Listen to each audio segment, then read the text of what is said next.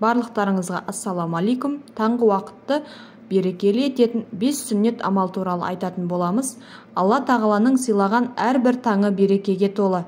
Пайғамбарымыз оған Алланың салауаты мен сәлемі болсын. Таңғы уақыт береке әрі намаздың өз уақытына жететін кезі дейді. Таңғы бір хадисінде таң намазын оқығаннан кейін ырыс несібеңді табудан қапыда қалып ұйықтамаңдар десе, атам қазақ ерте тұрған еркектің ырысы артық, ерте тұрған әйелдің бірісі артық деп түйген. Сонымен қатар Абу Хуайра, оған Алла разы болсын, пайғамбарымыздың әрбір таңы арайлап атып, Алланың құлдары ұйқыларынан оянып жатқанда көктен 2 періште түседі. Бірі: «Уа Алла тағалам, дүние мүлкін игі жолға жұмсағанның дүниесінің орнын толтыра көр», десе, екіншісі: «Уа тағалам, жиған тергенін жұмсамай тығып отырған сараңды шығынға ұшырат», деп дұға жасайды деген бір хадисін жеткізген. Бірде имам Шафиғи таң намазынан кейін үйіне қайтып келе жатып бір кісімен кездесіп қалыпты. Әлгі имам кісіге сәлемін беріп, жақсы тілек дұғасын жасап болғаннан кейін: «Таңды қалай атырдыңыз?» деп сұрайды. Сонда имам Шафиғи: «Менен таң 8 нәрсені қалаған күйде атырдым», деп жауап береді. Әлгі кісі имамның жауабына таңданып: «Уа имам, сізден кім 8 нәрсені талап етуде? Сіздің ешкімде ақыңыз жоқ емес пе?» дейді.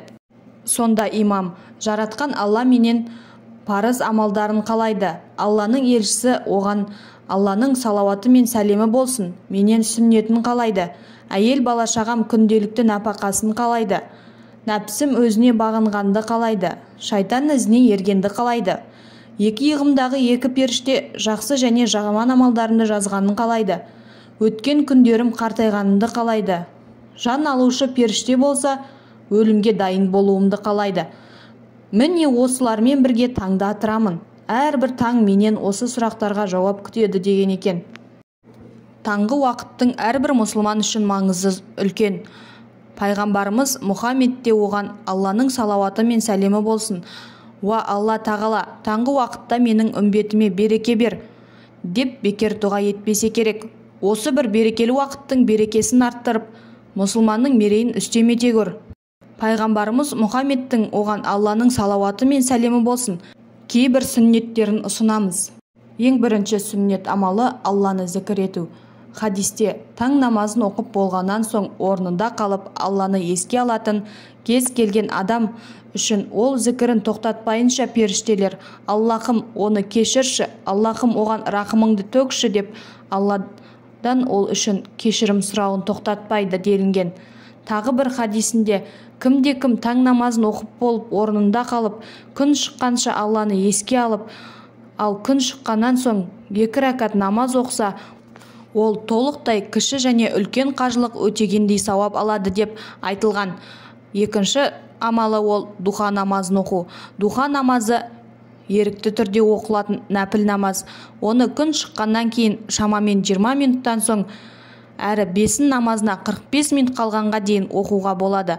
Духа намазын оқу күннің сәтті өтуінің кепілі делінген. Хадисте 2 рәкат духа намазын оқуда табандылық танытқан адамның күнәлары теңіздің көбігіндей болса да кешіріледі делінген. Ал басқа хадисте жұмақта духа қақпасы бар.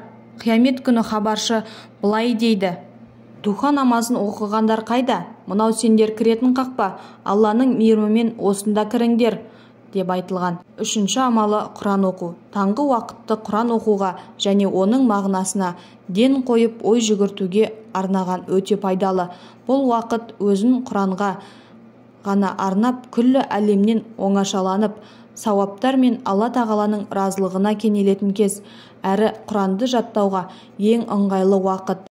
Қасиетті Құранда Алла тағала былай деп айтқан: «Түс қиғаннан түннің қараңғылығына дейін намаз оқы, әрі таң намазын оқы. Күдіксіз таң намазына періштелер де қатысады». Ал хадисте: егер адам Құран оқуды кешке аяқтаса, періштелер мен оған таң атқанша истиғфар, кешірім сұрау етеді. Ал егер адам Құран оқуын таңертең тамамдаса, періштелер кешке дейін истиғфар етеді. Төртінші амалы дұға жасау. Асыл дініміз исламда дұға жасауға, Алладан шынайы тілек тілеуге барынша маңызы берілген. Қасиетті Құран кәрімде Бақара сүресінің 186 аятында Мұхаммед, егер құлдарым мен туралы сенен сұраса, өте жақынмын, қашан менен тілесе тілеушінің тілегіне жауап беремін, ендеше олар да әмірімді қабыл етсін және маған сенсін, әрине тура жол тапқан болар еді делінген. Алла елшісі, Алланың оған салауаты мен сәлемі болсын, мұсылман баласы күнә іс болмаған және туысқандық қатынасты үзуге бағытталмаған бір дұға жасаса, Алла оған 3 жауаптың бірін береді: не дұға тілегін лезде кешіктірмей қабыл етеді, немесе қиямет күнге сақтап қояды, немесе дұға тілегіне тең келетін жамандықтардан қайтарады делінген.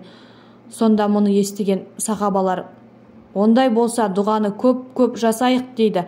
Алла елшісі, Алланың оған салауаты мен сәлемі болсын, Алла одан да көп, яғни жомарт дейді.